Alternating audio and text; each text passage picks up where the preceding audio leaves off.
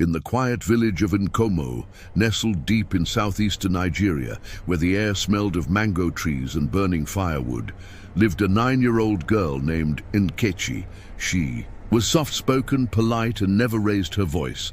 Her mother, Mama Ebele, kept her close, so close, in fact, that it was rare to see Nkechi more than a few feet away from her. But there was something strange.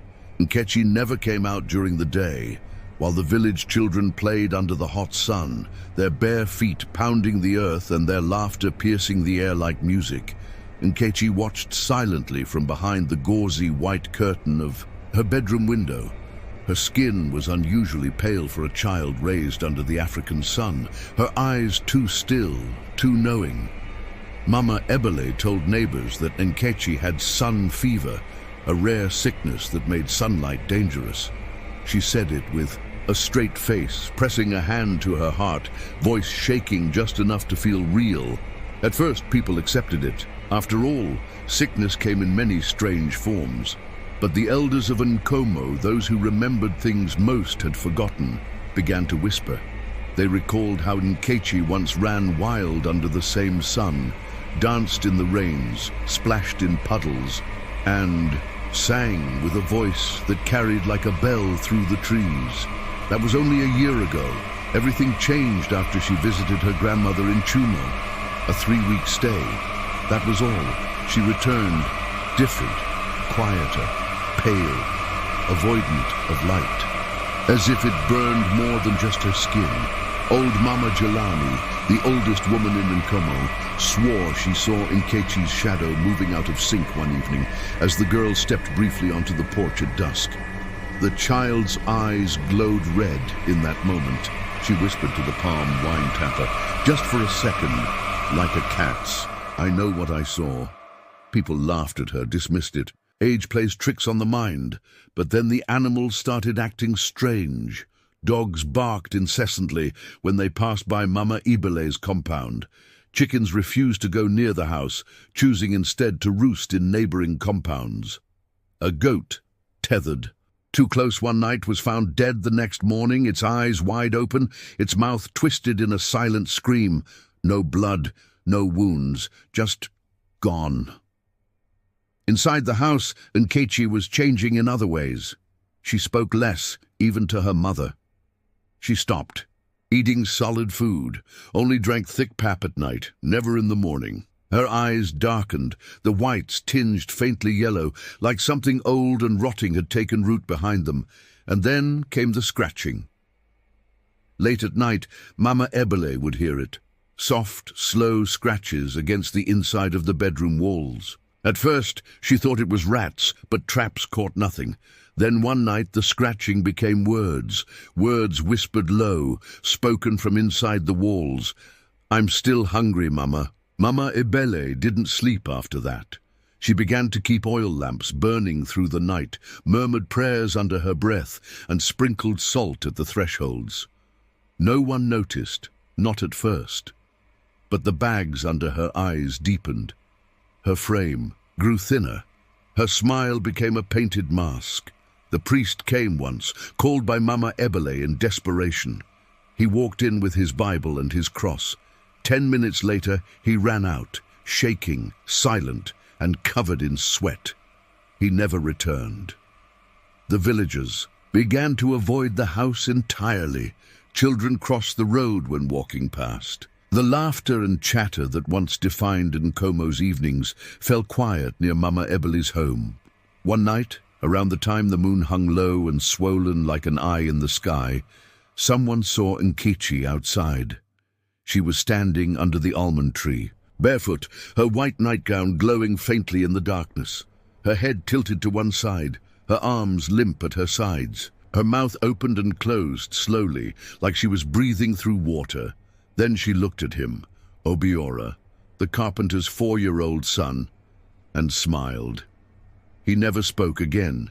He just sits on his mother's floor now, rocking slowly, humming a lullaby no one remembers teaching him, and still every day Nkechi sits at her window, watching, waiting, a child draped in shadow, in a world too bright for what she has become. Chapter 2. Whispers in the dark. The village of Nkomo grew quieter with each passing night. It wasn't the peaceful kind of silence, like the hush before a rainstorm or the stillness of dawn. It was a strangled hush, born of fear, heavy, watchful, and filled with secrets. Strange things began to happen. Goats were found in the morning, collapsed beside their pens, limp, unmarked but drained of blood. Their tongues lolled, their eyes wide, staring at something only they had seen in their final moments. Chickens vanished overnight. Dogs, once the proud guardians of the compound gates, went missing one by one, and the pigs, too, were found inside. Their pen, ribs visible beneath their flesh as if starved, but their bellies were full, bloated, wrong. The whispers began. "Maybe it's witches," said the women at the market, their voices trembling over tomatoes and smoked fish. "Or a spirit from the old lands," muttered the palm wine tapper, eyes darting toward the forest. "Something they brought back from Chumo."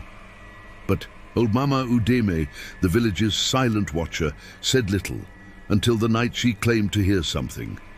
She was on her usual stool, chewing bitter cola, half asleep under the moon, when she swore she heard Nkechi's voice from the house, across the path, crying, then laughing, but not the laugh of a child. It was deep, a sound that didn't belong in a girl's throat. She clutched her wrapper tighter and didn't sleep until the cock crowed twice.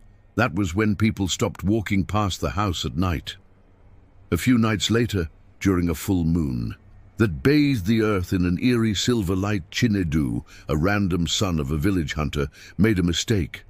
He saw something move behind the trees near the yam barn, a flicker of white, like a dress. A shadow, almost floating. They said he followed it into the forest. He never returned, like someone had taken the life out of him with a whisper. 3 days after Chinedu vanished, his father led a search. The old man knew the forest like the back of his hand. He moved like a hunter, silent, sharp-eyed, carrying the weight of too many secrets. They found Chinedu near the stream. He was lying beneath the silk cotton tree, arms outstretched, face frozen in terror. His skin was pale, cold, lips tinted blue, 2 bite marks on his neck, and not a drop of blood left in his body. It was like something had taken the life out of him with a whisper. Back in the village, priest Okonkwo couldn't sleep.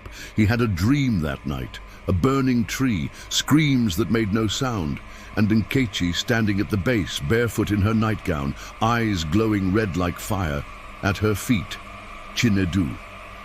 She smiled. Then she opened her mouth. Her teeth were long, sharp, wet with blood. Chapter 3. Village meeting. Okonkwo woke up shaking. His Bible fell from his hands, sweat soaked. His heart raced like a drum at a funeral. That night, by candlelight, he opened his journal and wrote, "She has been turned. She is no longer a child." Word spread quickly. The villagers gathered at dawn. No shouting, no panic, just fear, quiet and heavy. One by one they began to check the names, each family, each child.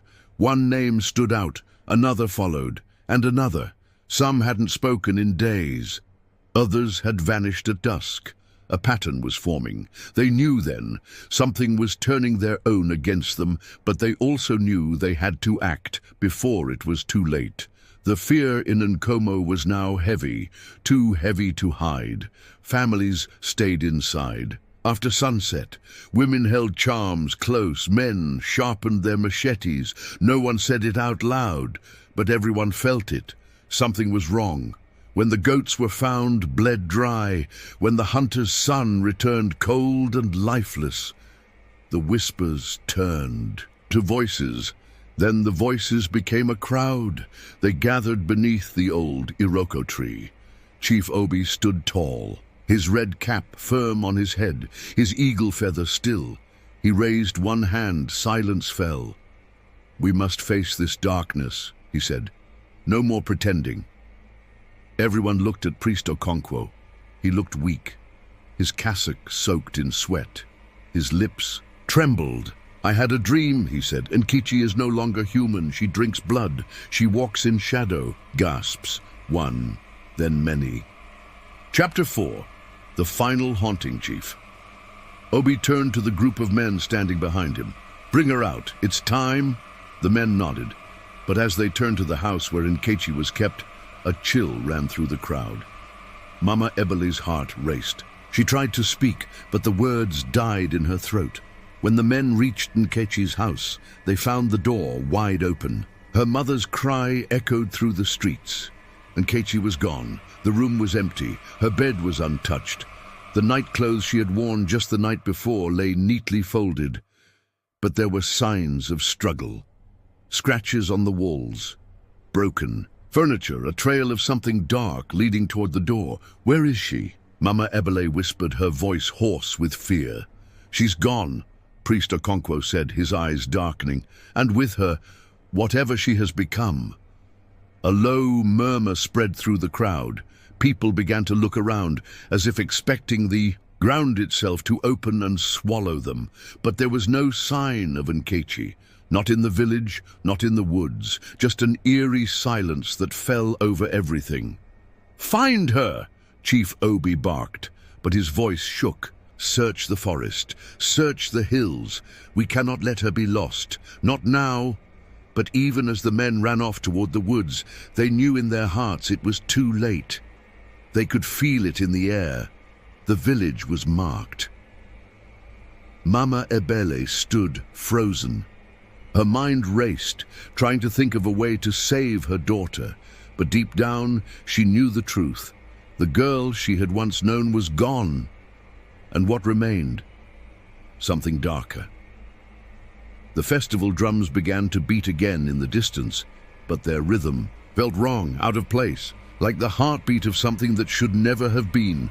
Then, from the dark edges of the forest, came a soft sound, a child's laughter, low, haunting, and far too close. Mama Ebele's blood ran cold. She didn't have to turn around to know what was happening. She could feel it in her bones. Nkechi was out there, and she was not alone. Chapter 5. Return from excursion. Nkechi's excursion started like any other. A group of friends from Nkomo, off to explore old, forgotten places in the village. Everyone in Nkomo went on school trips. It was normal. At first, it was fun, laughing, running, joking. But then the sun began to dip. The laughter faded. They had wandered too far. Now they were surrounded by thick bush. No clear path, no idea how to get back. That's when they saw it. An old watering plant. It looked abandoned, dead. They had heard stories about it.